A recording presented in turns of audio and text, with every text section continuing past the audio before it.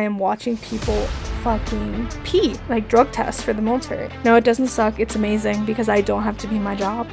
And I can just sit and watch people pee for 5 seconds and then fuck around on my phone. Hello, my ferals, and welcome back to Legally Feral, where you know I always keep it 100. Milo. Right off the bat, my cat is just making noises. Okay. Today we're gonna dive into long distance relationships and then healthy relationships and toxic relationships and how to do a little chit chat about relationships. Romantic mostly. Not that I have a lot of experience, but I'm married now, so I'm basically an expert. Okay, so let's get into a long distance relationship. So I'm the long distance queen.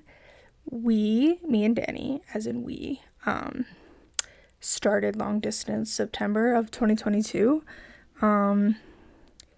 He went to Portugal and then I came here to Utah.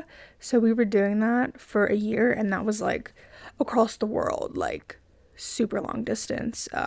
Saw each other a couple times when I went to Europe and then when he came to Jersey. So that was fun. And then 2023 is when he got back to the States. I was still here. And then from 2023 to now, we've been doing the long distance thing. Obviously, it's only a 6-hour drive versus across the world. But still, long distance, king and queen up in here. So we've been doing long distance for a hot minute. And when we first decided that we were gonna do long distance and make this work, so many people, especially people I work with because they're fucking assholes, were just like, you know, he's gonna cheat on you, or, you know, it's not gonna work, long distance never works, like, you should just, like, stop now, like, give up, whatever. They're just being so fucking negative. And in the military, it's kind of more normal to do long distance just because of deployments and PCSing and all this stuff.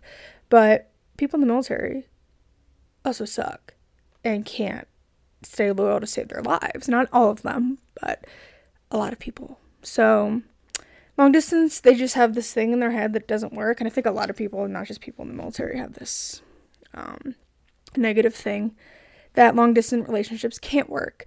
And I'm here to tell you that they absolutely fucking can, but it's work. So what makes a long distance relationship hard? I'm just going to go over a list of things that I made. Physical intimacy is obviously important in a relationship, and because we do not live together, it is hard. So that part does suck. And then since we're so busy, like, traveling back and forth to each other, we're always tired, and sometimes there's no time for that physical intimacy, and it sucks.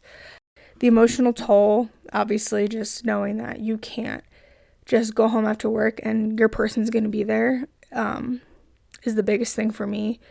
And just, yeah, we see each other a good amount on the weekends, but at what cost? Like, I'm driving like 6 hours every other weekend, and he's coming here or flying or whatever, and it just costs money to drive, you know, miles on my car, maintenance for my car.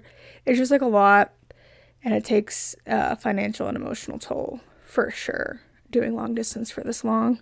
But yeah, long distance relationships are not for the weak. But can they actually work? Yeah, which I already said. Yeah, they fucking can. The pros of a long distance relationship, or the silver lining, I would say, is building that strong communication. Me and Danny being long distance made our relationship better and stronger. All we have is words, obviously, to communicate, and FaceTime. So being in long distance for so long, almost 3 years, allows us to, you know, learn how to talk, communicate, listen better, and connect on a deeper level than I feel like some people who aren't in long distance relationships do. And then the reunion is always, like, special, like, when we're gonna see each other. It's always exciting and new because we're counting down the days until we're gonna see each other again, and, you know, it's special moments like that, and it makes me appreciate him more, and vice versa, I think. So those are, the silver lining of long distance relationships. I would definitely say that we're not going to do this forever, and hopefully soon we won't have to do this. And the negatives kind of do outweigh the positives when it comes to long distance relationships, but it's fucking worth it. If you love someone. If you want to do a long distance relationship, I would kind of just consider these things and what it takes to make a long distance relationship successful. So obviously communication, like I said, your communication has to be on point. If it's not going to work, obviously, because you're not fucking seeing each other. So like for me and Danny, even when he was in Portugal and to this day, since September of 2022, we have talked every single day and FaceTimed, whether it was just good night, but more than that usually. FaceTime every single day since September of 2022. Not missed one day. Like, unless we were together, obviously, but every single day we've talked to each other. And yeah, we're always communicating and talking about each other's days, listening to each other. And yeah, I think it's really good. And then also we made time for each other, especially when he was in Portugal, like to sit down and watch our TV shows together. So like he would have his Mac, I would have my Mac or TV or whatever, and we'd be on FaceTime, and then like both be watching the same show and be like, ready, set, go, play. And then he would like watch and try to sync up our sounds, and then we would literally be watching a movie or a show at the same time with each other. And those days made me really happy, and I think it really helped our relationship, especially when we were doing long distance across the world. Developing a clear end goal is also super important in long distance relationships. Like if you are in a long distance relationship or you're thinking about being in one, just make sure you have a clear destination, like where your relationship is going, and practice some self-love and maybe some therapy and get to the root of the problem so you can have a successful relationship with your mans. Advice that I have for people that are currently in long distance relationships or are thinking about it or know someone and whatever. I would just, like I said, communication are like the top. It's everything in relationships that aren't long distance as well. So being long distance, it's super important. Have a communication plan and then set expectations. Danny and I FaceTimed every single night. A minimum, like, we're going to say goodnight over FaceTime, even if it's for a second. That was my expectation, and he did not, every night he was ready to FaceTime me, and I love him for that, and it just made me feel reassured and happy and loved. The weekends, he would do his own thing, but also we would set aside time for our TV shows, and that was kind of just our communication plan and what we were going to do to make sure that we're always like in contact and talking to each other. Keep yourself busy kind of goes back to the trust as well, because like I did trust him, but I was just in my head too much. So I just started to keep myself busy doing things like self-care or like going and doing things with like coworkers, trying to keep my mind busy and not worry about what he was doing every 5 seconds or missing him and just like sitting in my sorrows. So yeah, keep yourself busy. Planned visits and countdowns. So now our long distance, obviously our planned visits are usually every weekend. Sometimes we take a break. So that's cool. But if you don't get to see your significant other, your long distance, like every weekend, make sure you plan visits. So when you guys he's gonna come to you and you're gonna go to him or whoever, have those plans. And then when we were in Portugal and I was going to see him in Europe, I made a countdown, and it made it really easy to get through those days and count down the days until I was going to see him again. It's a long-term plan. So like I was saying, that end goal, will this be forever? This chapter, this page in our book needs a destination. It needs an ending. So like have those conversations about, marriage or if you're long distance because of a job, are you going to get a new job? Is he going to get a new job? Like, are you going to move? Is he going to move? What is the future looking like? So, yeah. And then do what's best for you. If you're, if you're happy in your relationship, and you feel loved and it's a good relationship, ignore the fucking haters. I was so scared in the beginning. Like I said, everyone was telling us it's not gonna work, it's not gonna work. Well, here we are 3.5 years later, and we're fucking married, and we're fucking in love, and we're happy. So suck my dick, haters. Just do what feels best for you. But yeah, Danny and I, obviously we're not perfect. I'm not here to be like, I'm perfect and take everything, out of my book, whatever, learn from me. We're happy. We rarely fight.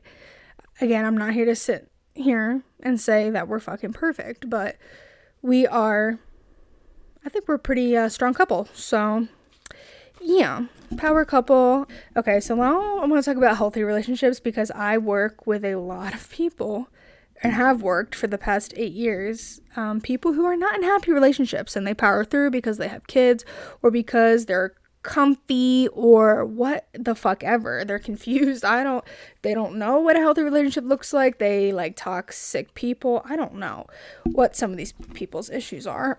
But healthy relationships. So at the end of the day, like I said, I listen to these people bitch about their spouses or their lives or whatever, and I'm like, couldn't be me. Like, I know at the end of the day, like, okay, we don't live with each other yet, but I'm gonna come home and FaceTime Danny, and we're married and we're happy and in love, and he's my best friend and I love spending time with him. So everything they talk about, I'm just like, could not be fucking me. You guys have fun with that. So yeah, I just think relationships should feel like a safe space, not like you have a fucking second job.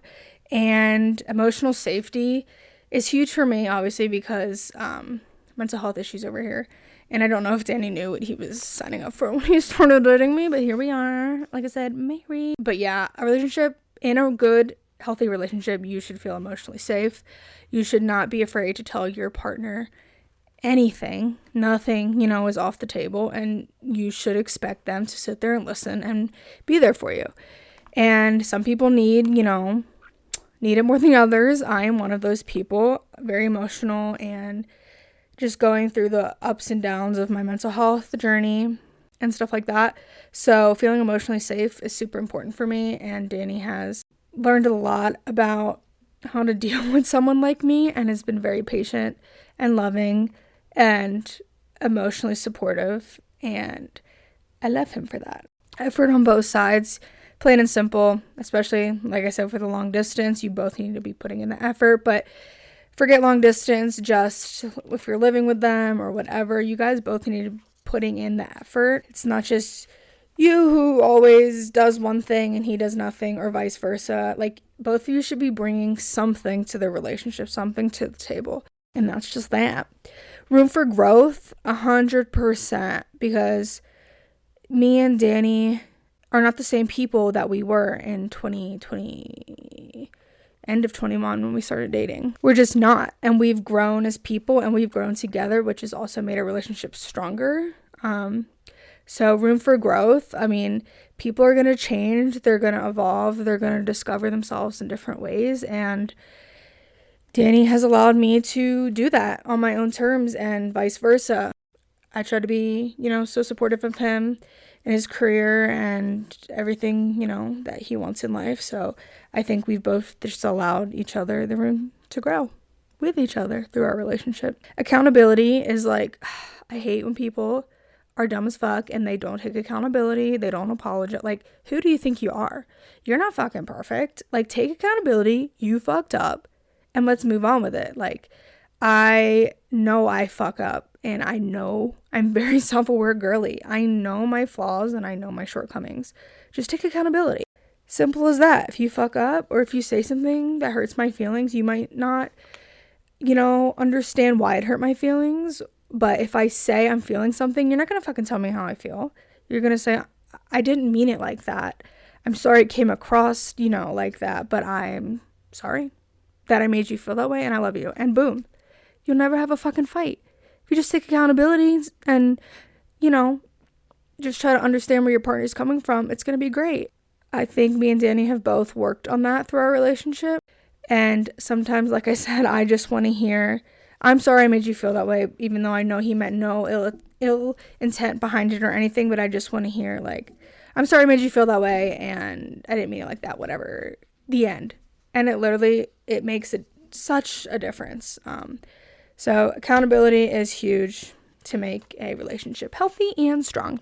Don't ignore red flags. So yeah, jealousy and control are like, so many girls that I talk to, like whether it's in the military or whatever, like jealousy and control are like one of the top things that I see men, or vice versa. I mean, girls can be also very jealous and controlling as well. It's not just men. If you see that, I know it's easier said than done. Just get out. No, but like for real, jealousy and control. Bye-bye. You can leave. I promise it's not gonna turn out well in the end.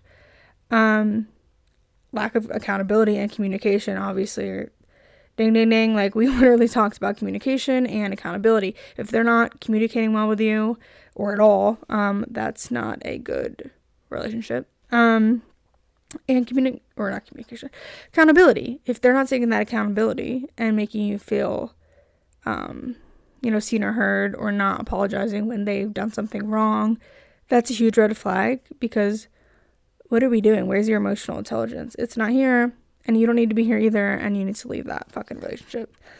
I just think that relationships, obviously, they should be fucking easy, okay? They should. And I feel like a lot of people are like, relationships, marriage, they're work, and they are fucking work. But if you know, like, they're work, but they still should be easy. Everything should just be like, you guys are best friends, you're a team, you're gonna have tiffs, you're gonna have this and that, which me and Danny do. At the end of the day, like, we're a team, and that's why we're married, and we wanted to be married. And again, I'm not an expert, and we haven't been married for that long, but all I know is that since 2021, it's always been pretty easy with us. I've never really got annoyed where I didn't want to spend time with him. He's my absolute best friend, and yeah, I just think that we're currently in a pretty good spot, and I hope it only goes up from here. Obviously, we're gonna have kids, and shit's gonna get more rough. Obviously, I'm not like naive in that, but we're a team, and if this long distance shit for almost 3 years has made us so much stronger, I think, than the average couple, and I think we're gonna power through anything that comes our way. But yeah, long distance does not define your love. If it's meant to be, it'll be. And effort is the number one thing that will define if your long distance relationship is going to be healthy and it's going to work for you and your partner. And I just want to say that I honestly wasn't ever interested at all, really, in dating, and didn't care. And then in college, I was going through a little crisis. Well, for the 2 years I went to college, and then when I first joined, I was going through a period of, being wild, and never dated someone seriously, because I always had this feeling that, like, if I was ever to get married, which I never really wanted to be married, but if I was, that they were gonna be, that I deserved the world, and that he was gonna be the shit. And I think subconsciously, that's why I just never, not even subconsciously, I just never settled, I guess. I think people just settle nowadays because they're comfortable, and I get it. I love being comfortable. I love not getting out of my comfort zone because she has anxiety, and I get it. But don't settle, ladies or men, whoever is listening, don't fucking settle. Like, you deserve someone who is perfect for you, and until you find that, be single. And don't give up hope, because I know so many people who are like 30 now or whatever, and they're just like, men are like, whatever, men are and I get it. I have a lot of bad experience with the men, and I not the biggest fan of men. I love my husband, but anyway, yeah, some men suck. And I know a lot of people who've sworn off dating or whatever, and like, yeah, swear off dating until you find that one, and you just know, and it just clicks.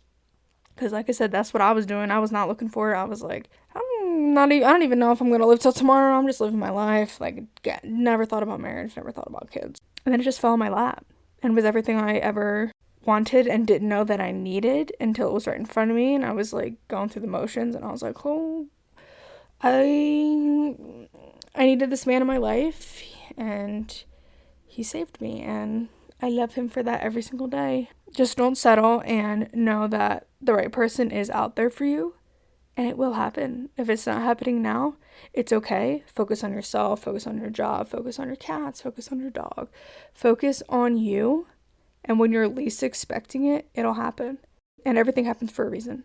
I promise. I promise, I promise, I promise. Even the worst shit that's happened to me that I'm still getting over, I'm trying to spin it into a positive, and yeah, that everything happens for a reason. But yeah, this episode's gonna be a shorter one. I just wanted to talk about long distance because I've had a lot of people reach out about long distance and that they're thinking about doing long distance, or they kind of are right now and they don't know if they should keep going. And I just kind of wanted to give my input on long distance because this shit is not easy by any means, and I'm actually so fucking over it. But unfortunately, me and Danny can do nothing. Like, there's nothing we can do about it. So, yeah, it fucking sucks, but it is what it is for now until I can get the fuck out and move to be with my husband. So, we're just trying to make the best of it. And if you're in a long distance relationship, I see you. And yeah, I have so many people always like telling me that, oh, you're so, you guys are so brave and you're our strongest warrior, whatever. I'm just like, thanks, I know.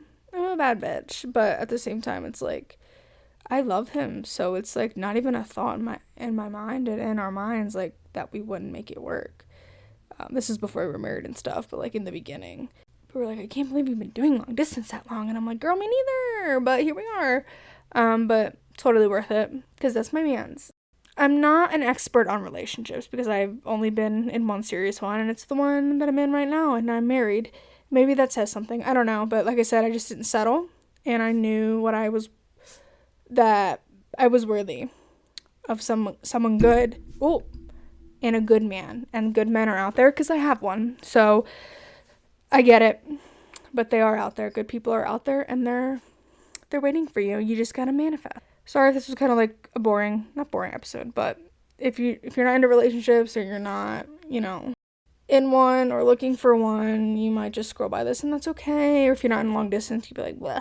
But like, for real, I think listening to this and, hearing about long distance and my experience with it and how it is a success story, you can share that with other people that that are in long distance relationships, in your family and your friends, or one day you might find yourself in a long distance relationship or thinking about it. So yeah, I just wanted to share my experience with it, and I can help anyone who needs it.